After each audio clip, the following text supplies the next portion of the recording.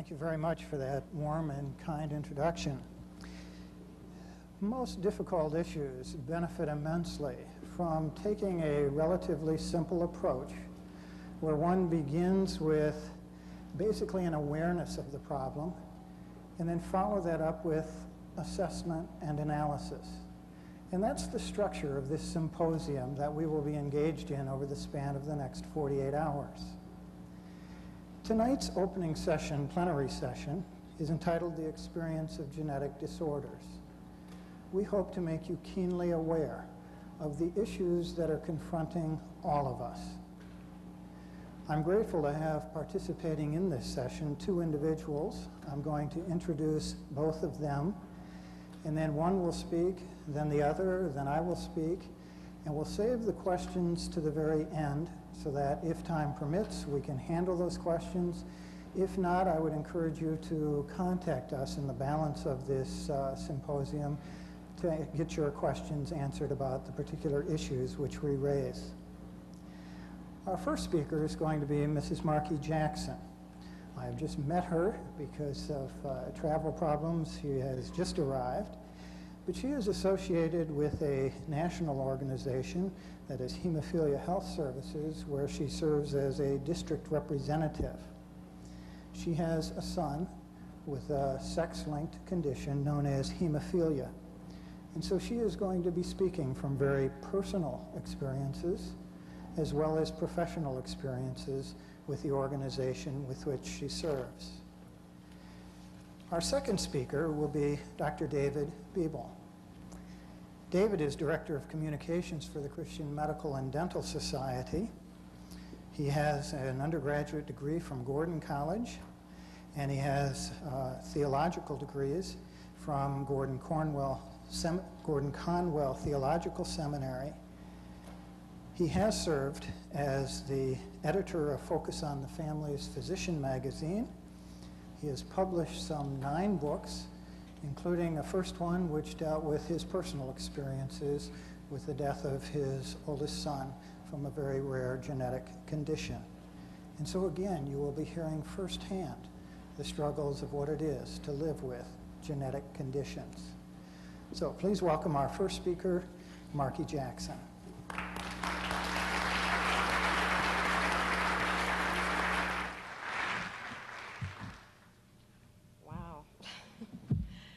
Tell you that I don't speak publicly at all, so this is really quite overwhelming for me. Most of what I do is I go into families in their home and I work with them one-on-one. Young parents with newborn babies with hemophilia, a lot of HIV-infected children, a lot of HIV-infected adults who are dying because of complications.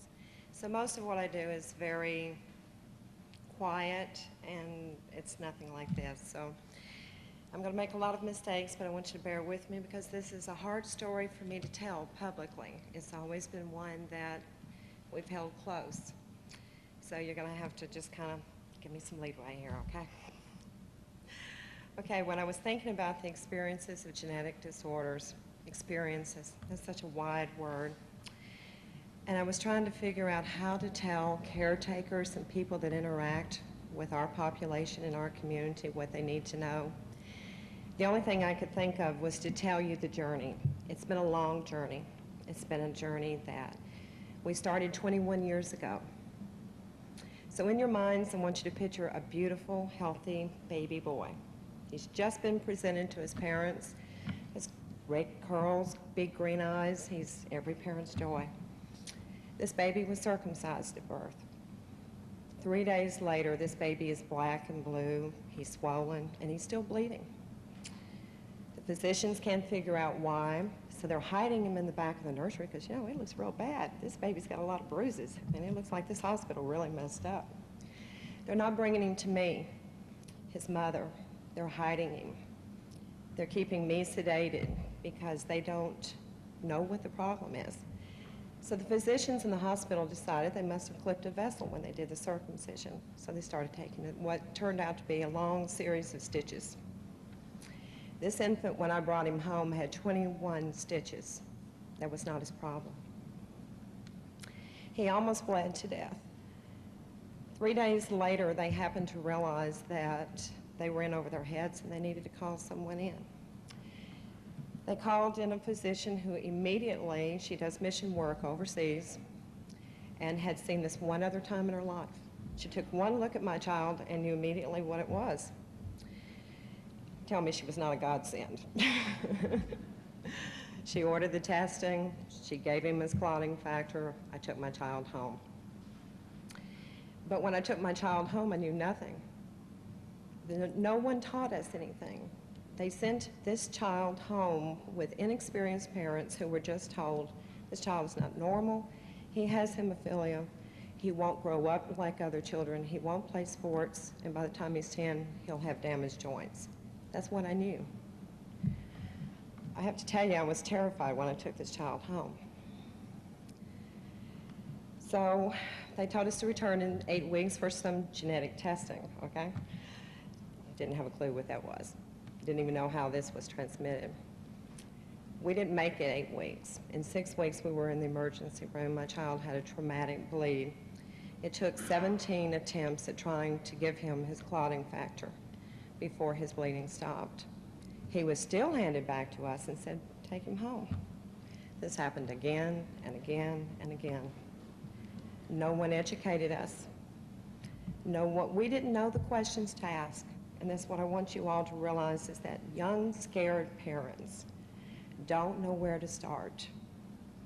You cannot assume that someone else down the line is giving them information. If you're a physician, don't assume your social worker is. If you're a social worker, don't assume the physician is. Don't assume they're getting information somewhere else. They don't know what to ask. They don't know who to go to. It's a good thing my child's still alive today, because I have to tell you, we were totally inexperienced. At 3 years old, we were told definitely not to have any more children. I was definitely a carrier. Children were out of the question. But if we decided to have children, we could abort all male children. This was the option we were given. And you have to remember, we're talking 21 years ago. For us, with a Christian background, this was not an option. My parents had raised me in a Christian home. My husband was raised Christian. And I could not believe that a physician would tell young parents something like that. So we wrestled with it. At 4 years old, I adopted a child. She's the light of our life. This was our answer to a hereditary disease. We wanted other children. We wanted to have a complete and a whole family. But for us, adoption was the perfect answer. It was the very thing that we needed to make our family whole. So to you, I want to say that there's a lot of options out there that young parents may not think about. Fortunately, a good Christian friend of mine brought this to our attention, and for us, it was the perfect solution. She is the light of our lives. Without him and her, the family wouldn't have been complete. The adoption couldn't have taken place had a lot of individuals been involved, because they would not adopt children to us because we had hemophilia in our family. It's not contagious. So I didn't understand why they didn't want to, let us have a child. So we went through a private adoption. It was totally legal, but we went through a private adoption because that was the only means we had. So I also want to say that open your hearts and your minds, and if you're ever in a situation like that, help someone go through with an adoption, because it's the most blessed event that can possibly happen to a family. 5 years old, my child started kindergarten. For some reason that year, he started having spontaneous nosebleeds. Doesn't sound real serious. He was having gushing nosebleeds 7 to 8 times a day. He would wake at night, his bed was soaked with blood, his hair was soaked with blood. This was something that we never missed a single day in our lives without. I can't tell you the endless trips that we took to physicians. They cauterized his nose, they packed his nose, they scratched their heads, they walked up and down the hall and paced. No one could tell us anything. This was his first year in school. So, it was really traumatic. We had a little boy running around that was constantly bleeding all over everything. I have to tell you, the school got concerned. The parents got more concerned. But he had a kindergarten teacher who was a Christian woman, who one afternoon came by and decided to educate herself about hemophilia. She decided to learn what she could do to make the whole process as simple as possible and as untraumatic as possible for him. She was a godsend. He was the only child in kindergarten that actually learned to do laundry that year, but he did. At 6 years old, he went to hemophilia camp. I can't tell you what that experience means to these boys. It was the first time in his life he was around other individuals that had the same disorder, and he didn't feel isolated. They understood everything. If he had a nosebleed, it wasn't a big deal, you know. If he couldn't walk, fine, they'd sit and they'd play with him. He made friends that year that were going to last a lifetime. People gave him there, among his own disease, what we couldn't find out in the social world, what family wouldn't give him because they were afraid. And you know, it's really a shame that he had to go 3 states away to find that, instead of having it in his own home environment. He had a stable family, but the social world was very cruel. They didn't know what it was, so they didn't want to keep him. I had to quit work because no one wanted to keep my child in daycare. I guess they thought hemophilia was contagious there too. I don't know. I guess we live in a real uneducated world.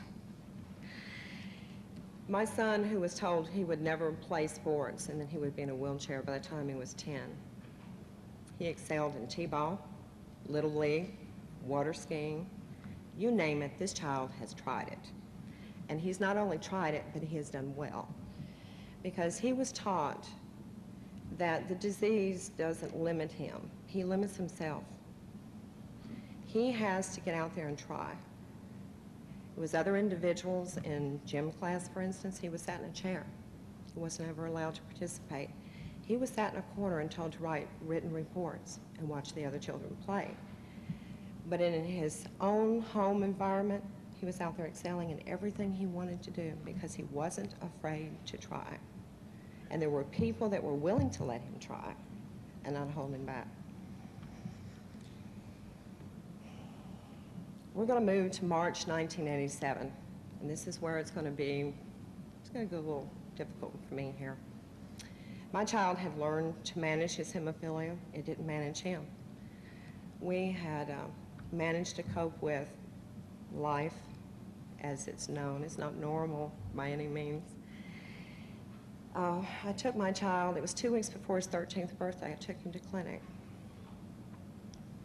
And as I took my child to clinic, I was asked to come into the next room and to visit with some physicians.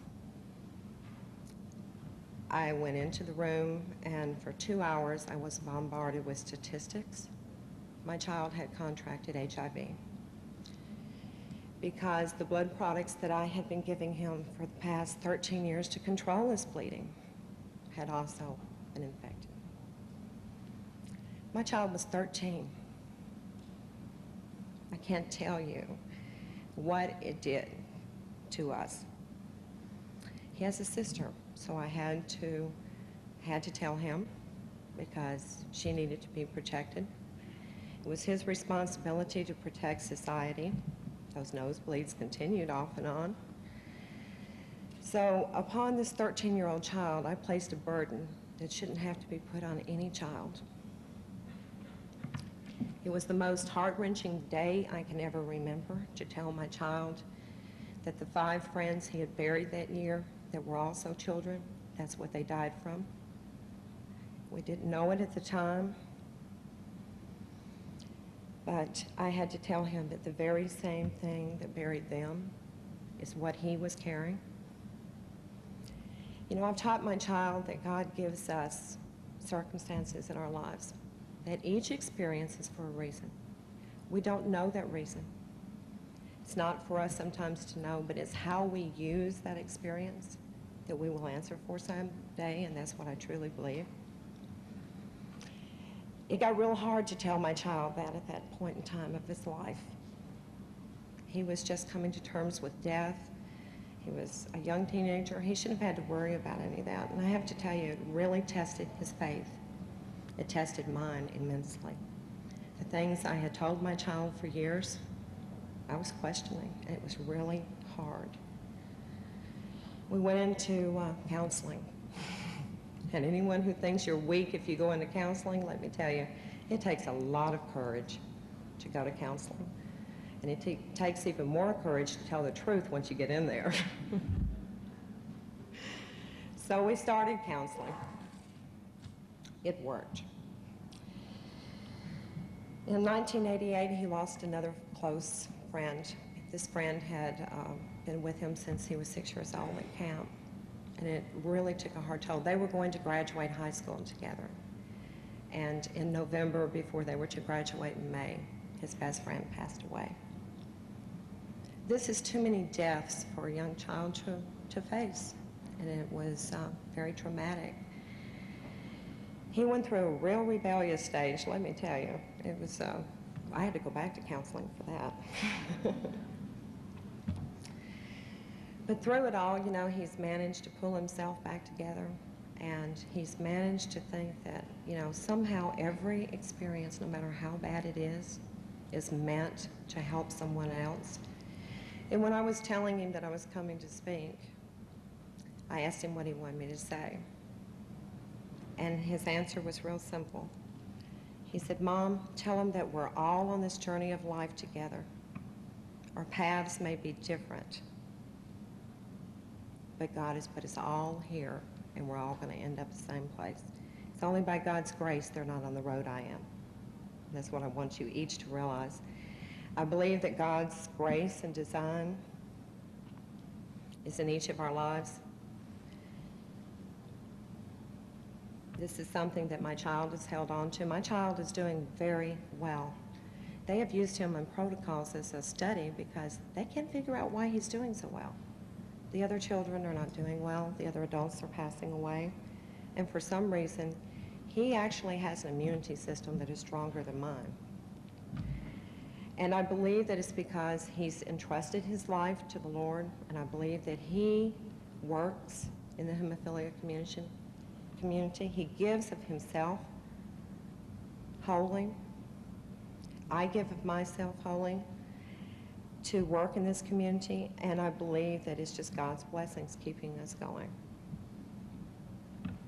If I had to tell caretakers here tonight anything, I guess my advice would be to you to educate your families and patients. Empower them with knowledge. Don't assume they know anything. An empowered patient is a much healthier patient. It's going to relieve so much stress because what we didn't know caused us years of anxiety. It caused us marital problems, things that never should have been had someone taken the time to sit down with us at the very beginning and tell us what to expect. Tell us where we could go when this happened. And tell us what was normal. You know, anger, you know, fear, those are normal feelings for parents that have children like this. We didn't know that, and we certainly didn't know how to handle it when it happened. It caused us a lot of grief in our family, and fortunately we were able to pull our family back together through counseling, through prayer, through a lot of friends. So educate your families. Don't hold anything back from them. Whatever resources you have available to you, give it to them freely. Don't wait for them to ask because they may not know what to ask. Be there. Don't prejudge them and think that they're going to ask someone else, or they're intelligent, they can read. Maybe they need to know what to read. So don't assume that. That was the worst crime I believe that anyone did to us early on. For 13 years, no one bothered to educate us as a family. My child could have been much healthier. As it turned out, my child was one of the ones that did not have to be HIV infected. There was factor available that was heat treated in '85. My child was infected in '87, 2 years after that was available. I had a physician that played God, did not give us information, and chose to keep him on a product that was not safe. In order for your people to have faith in you, you've got to come forth with the knowledge. You've got to give them the information they need. Even sometimes if you don't think they need it, give it to them anyway. Let them be the judge. This physician did us a great injustice. We don't have to be looking at a life of HIV and a death of AIDS because she made a decision that she didn't bother to give us information about.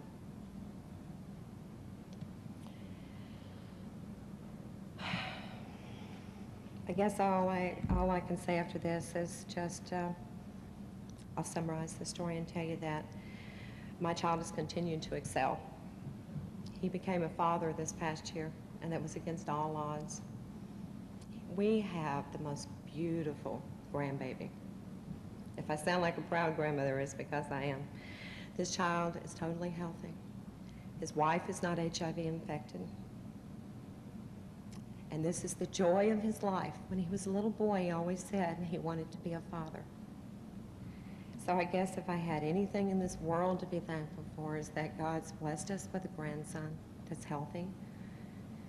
I will lose my child due to AIDS. I know that. It's something that is down our road. We need your prayers. And some of the cruelest places I have been in churches. And as a Christian, I can't tell you how that breaks my heart. We have told a handful of friends, you can count them on 2 fingers now. Because of fear, I don't know what their problem is. They can't handle it. They run. We've told some family members, we haven't seen them now in years. They make it a point to come after Christmas, or after New Year's or something so that we're long gone. Be there for these people. Please be there for these people. Last year, I was with a man in Memphis. Memphis is a very large town. I'd known him for years. He was on his deathbed with AIDS. He asked his pastor to please come pray with him. That's all he wanted. The pastor didn't come for days. I had to go find a chaplain from a nearby hospital and drag that person up there. And I said, look, this is all this person needs. Please let them die in peace. Go in and pray with them. You don't have to touch anything. You don't even breathe if you don't want to. But just pray with them. But be there for these people. They're not contagious. I've lived with this child since he was 13, and I cannot tell you. I know mothers that have done the same. None of us are, have gotten this disease. Don't be afraid to reach out to these people. They need you so badly. Isolation is a disease worse than the hemophilia I've talked about, or any other disease we could talk about in this room. These people are not their disease. They're people, just like you and just like me. So I say, be there for them. Thank you.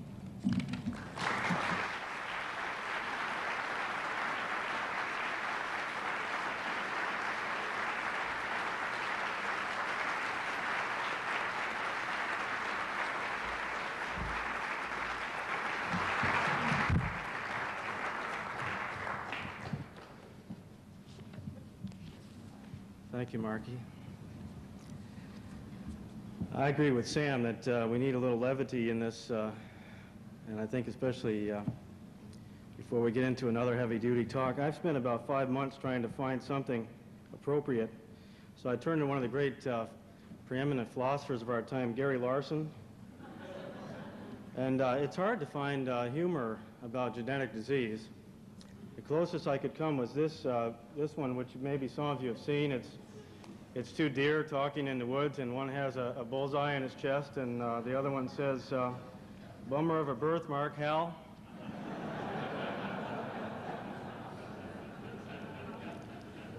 Thank you for that encouragement. Since I did get that much encouragement, I have one other story, too.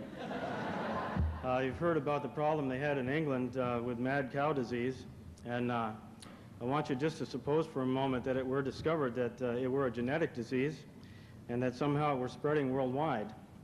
Well, in that case, I think it's likely that we would end up with the herd shot around the world.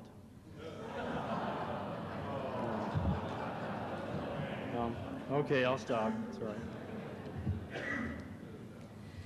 I've been asked to give a brief personal perspective on genetic disorder, which I know a little bit about because we lost one 3-year-old son, Jonathan, to infantile bilateral striatal necrosis in 1978. And 8 years later, nearly lost a second son, Christopher, to the same metabolic disease that causes brain damage in previously healthy children. My problem, which I've been pondering for quite some time now, is how to condense all those years of agony into 10 minutes. After much thought, I've decided I can do it in one sentence. Like the old Vermont farmer said to the doctor after a rather unpleasant procedure, the doctor asked, now, that wasn't too bad, was it? And the farmer said, well, ain't something I'd run uphill after. So what I would say about genetic diseases, I don't recommend it. Actually, there are two things I'd like to say, since for me as a Christian, this journey has had both natural human components and spiritual results. On a purely human level, the experience with genetic disease in your children is to be immersed in a boiling cauldron of nearly pure pain, with a generous helping of surprise, confusion, disappointment, anger, and guilt thrown in. In the beginning, this experience may act like glue, uniting a couple or a family against something that's beyond their control. In the end, it often becomes a wedge, driving people apart. This almost happened for me and my wife, but I'm happy to be here today and to say that we've been married 27 years and it's just getting better.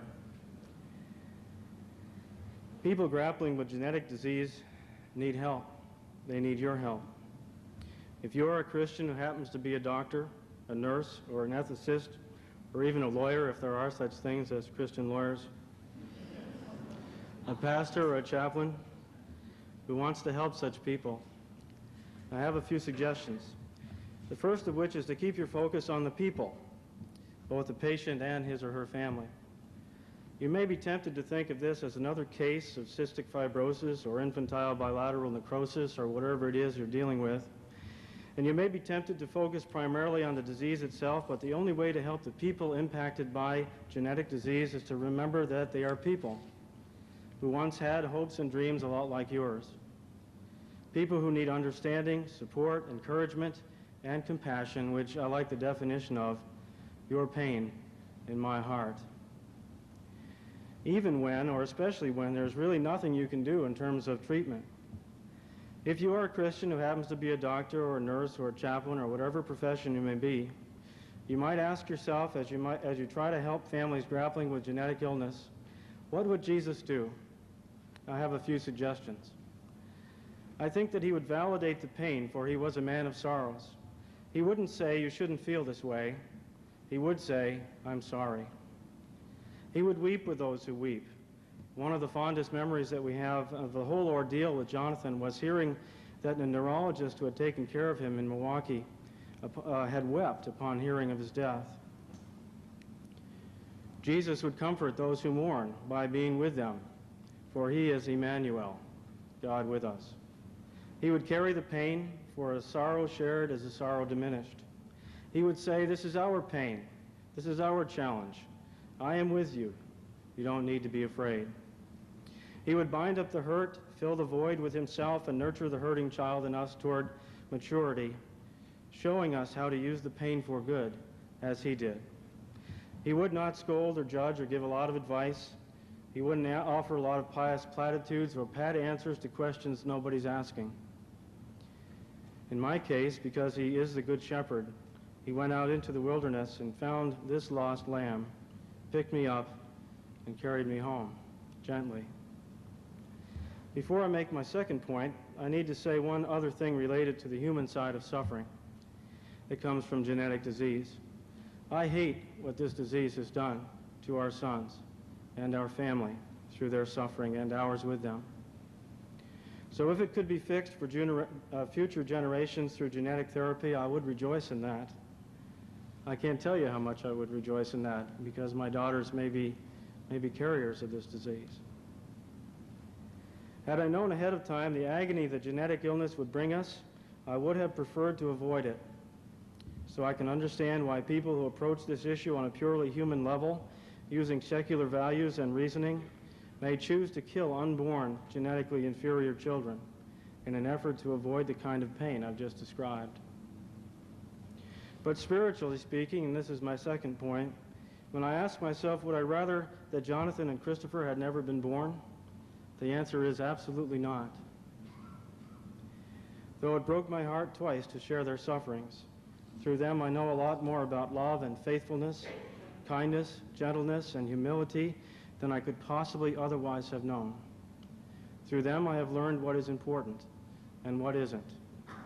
People are important, things are not. As Peter Kreeft wrote in Making Sense Out of Suffering, love somehow goes with suffering. Truth, wisdom, knowledge of reality go with suffering. It seems that everything that has intrinsic value, everything that cannot be bought or negotiated or compromised or relativized or reduced, goes with suffering. Looking back, I can see that the experience with all its wondering and wandering has made me stronger because it showed me my weakness.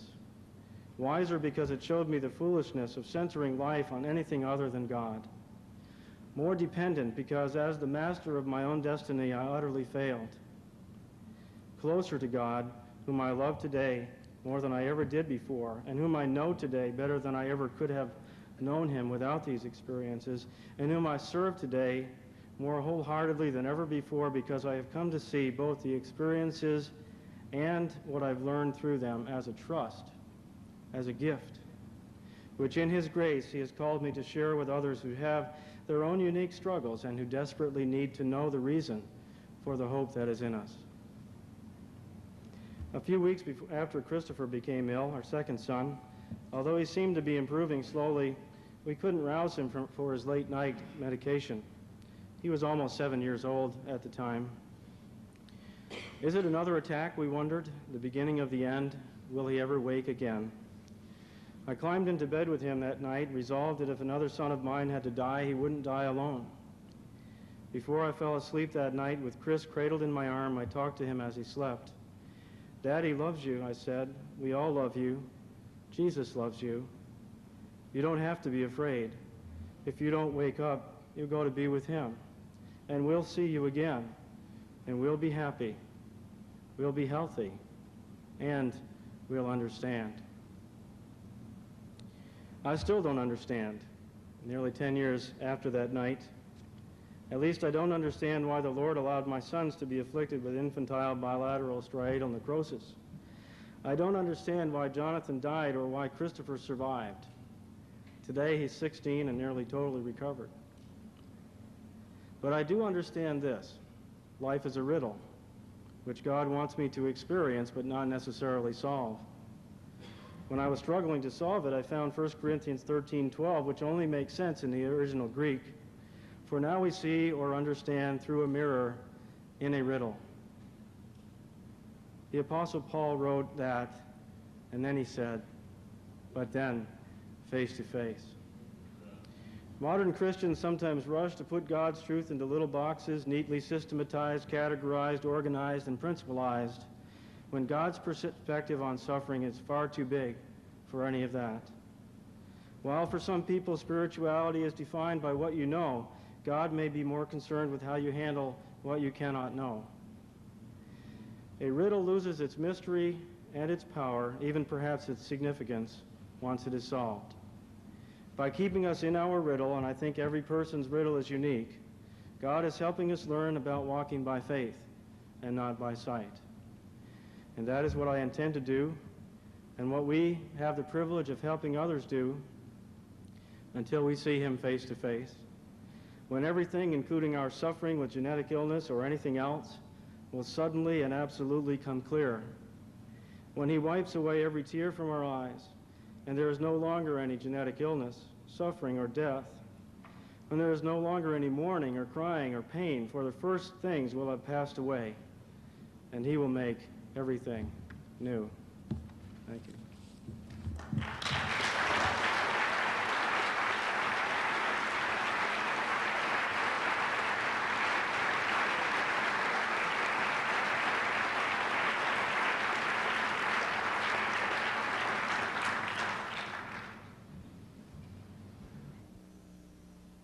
I too found it very difficult to give a presentation in the allotted time of 10 minutes. And so in anticipation of having some difficulties, I prepared the second part of my presentation, which is as a handout on what my secretary calls some buff-colored paper. So I'd encourage you later to read the second part of my presentation, I guess, in the buff.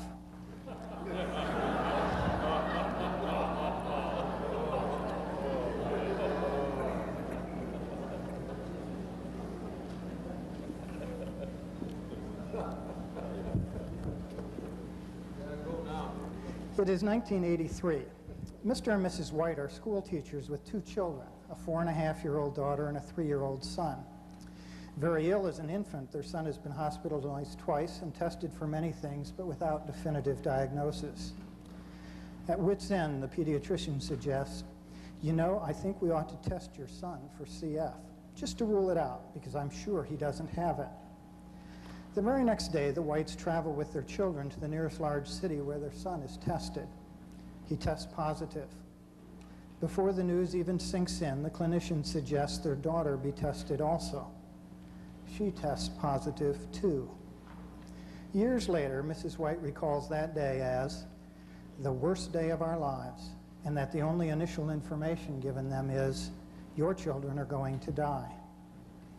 Educated and resourceful, the Whites seek second opinions. Different tests confirm the CF diagnoses. Again, the results are presented coldly and negatively, though with a caveat. There are degrees of severity. We do not know how your children will do. For the impending school year, Mr. and Mrs. White continue their teaching jobs, but take their children out of preschool and have Mrs. White's parents care for them. At the end of the year, Mrs. White quits her job to care for her children full-time. Mr. White frets that he may never be able to change jobs lest they lose their health insurance coverage of the children. Ultimately, they are referred to an elderly pulmonary specialist. Knowledgeable, patient, openly honest, Dr. X restores their confidence, gives them realistic hope, and places them in contact with a group doing genetic research on cystic fibrosis. With strong parental support and good medical attention, both children are doing quite well. Mrs. White begins to perceive of herself as a CF mom, packing enzyme pills and medications in her children's lunches, writing notes to teachers about special concerns, filling out insurance forms ad infinitum, and patiently biting her lip as well-intentioned relatives and friends tell her maybe the doctors are wrong or they're going to outgrow it. And one more thing, mulling over the admonition of her pediatrician, don't plan to have any more children. The Whites decide to try to have additional children, though only with prenatal diagnosis, to avoid having another child with cystic fibrosis. When Mrs. White becomes pregnant, CVS at 9 weeks reveals the fetus will have cystic fibrosis, and they terminate the pregnancy. But 2 more pregnancies result in 2 healthy children after similar testing with CVS indicate the fetuses will be carriers, but not affected. The Whites' children are now 17, 15, 9, and 7. The parents continue to ponder whether to tell the younger children they were tested for CF. Well, their older children ask, well, what if you'd had it with us? Would you have not had us? Asked whether they ever shared any of the initial diagnoses, thoughts of having additional children, or prenatal testing with their Lutheran pastor or congregation, the Whites respond, no. We join our second family in 1990. Mr. and Mrs. Smith are in their late 20s. Self-employed, they are uninsured. Having been raised in a dysfunctional family, Mrs. Smith quit the church as a child, did drugs, had an abortion as a 16-year-old. Ultimately committing her life to God, she is also committed to avoiding her family's mistakes. Shortly after their marriage, they join a large, full-gospel, non-denominational church. Mrs. Smith didn't want a large family and always envisioned herself with 1, maybe 2 children, boys, of course. They have 2 daughters, ages 5 and 2 years. When she becomes pregnant again, she is devastated. The thought of putting 3 kids to bed at night, going grocery shopping with 3 children, it depresses her. She doesn't want this baby and privately prays that she will lose it.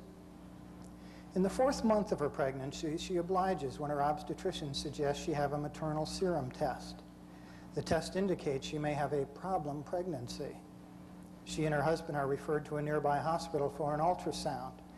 The technician performing the sonogram suddenly gets real quiet, stops the procedure prematurely, and leaves the room. A few minutes later, the head of radiology enters, tells her to get dressed. Her doctor wants to see her. As she dresses, the radiologist takes Mr. Smith aside, telling him that the baby's head is 4 times larger than it should be, and the stomach is outside the abdomen.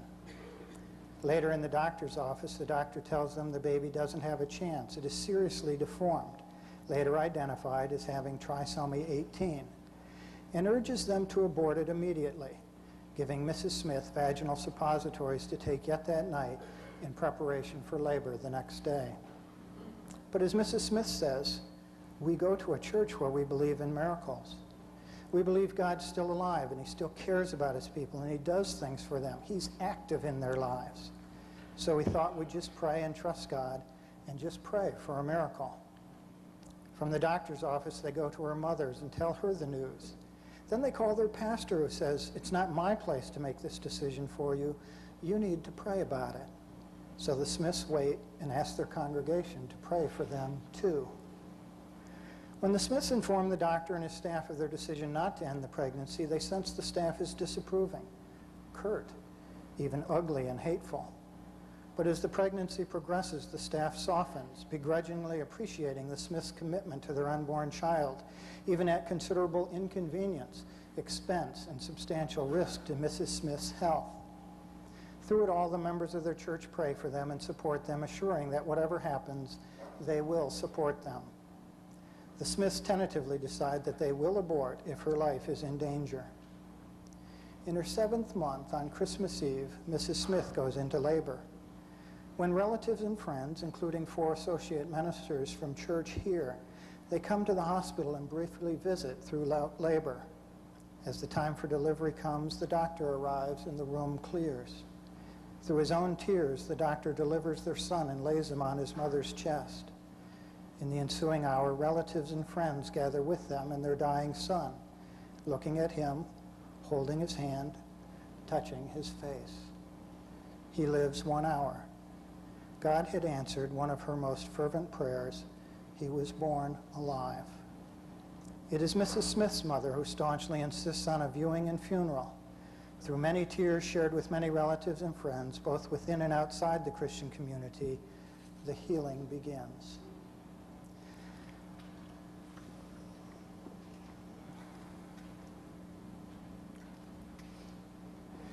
For our 3rd family, we again turn back the clock to 1990. Mr. and Mrs. McDonald are both college educated. He is employed in the oil and gas industry. She is a sales representative for a major international business firm.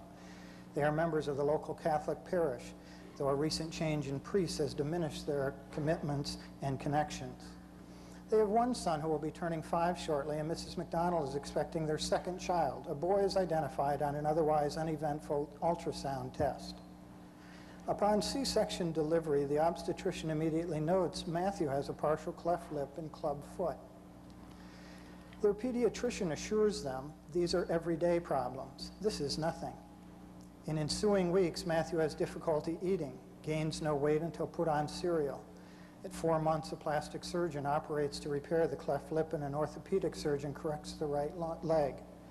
But when Matthew is taken off the anesthetic, he ceases breathing and needs to be resuscitated and intubated. He's discharged after a 10-day hospitalization. By age 6 months, Matthew still isn't sitting up. An MRI and an EEG over a 3-week period rule out cerebral palsy, but do show inadequate myelination, for which the specialist muses, we just have to hope he catches up. By Matthew's 1st birthday, Mrs. McDonald is depressed at the thought of throwing him a birthday party, and he won't even know it. In desperation, she asks her pediatrician to initiate some chromosome tests. 3 weeks later, when the results indicate there may be a problem with chromosome number 5, the pediatrician laments that he really doesn't trust this lab. They repeat the test. 3 weeks later, the doctor informs them that Matthew has a piece missing from the middle portion of chromosome number 5. It is extremely rare. It happens at conception, and that he has never seen a little child with this particular problem. He says he doesn't know what prognosis to offer, except that Mr. and Mrs. McDonald are looking at severe handicaps, severe retardation, and severe hypotonia. Mr. McDonald passes out. Gradually, the McDonald's lives change. Dad takes responsibility for their oldest son, Mom for Matthew. Mrs. McDonald undertakes to educate herself about chromosomal deletions. Matthew's health necessitates that he stay home, so Mrs. McDonald rarely ventures out except to work and the medical library. By August 1991, when she develops stomach pains, she's sure it's a well-earned ulcer. But no, she's pregnant despite being on the pill. Her mother says pregnancy is always a cause for joy. Mrs. McDonald says, schedule a chromosome test.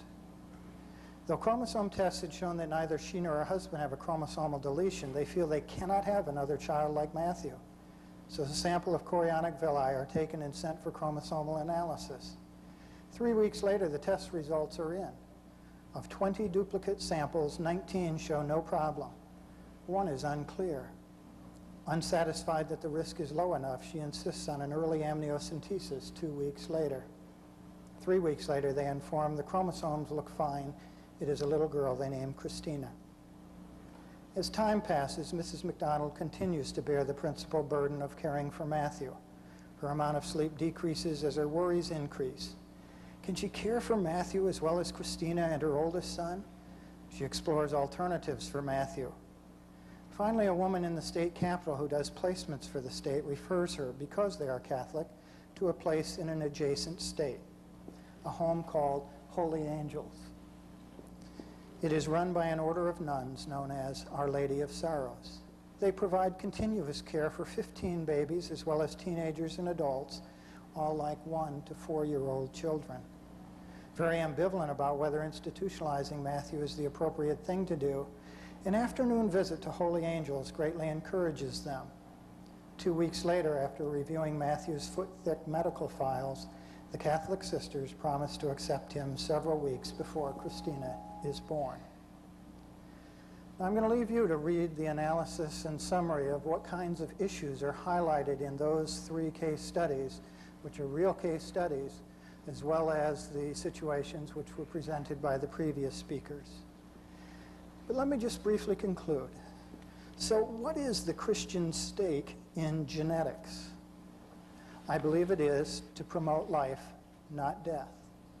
Health, not sickness. It is to suffer with those who suffer. It is to compassionately care when we cannot cure. And as necessary, to be a part of God's presence in the valley of the shadow of death. How now can we best do that? I hope that the presentations and conversations generated in this conference and the book which will be published from it will assist all of us in doing just that. To do so will be to establish shalom. Thank you.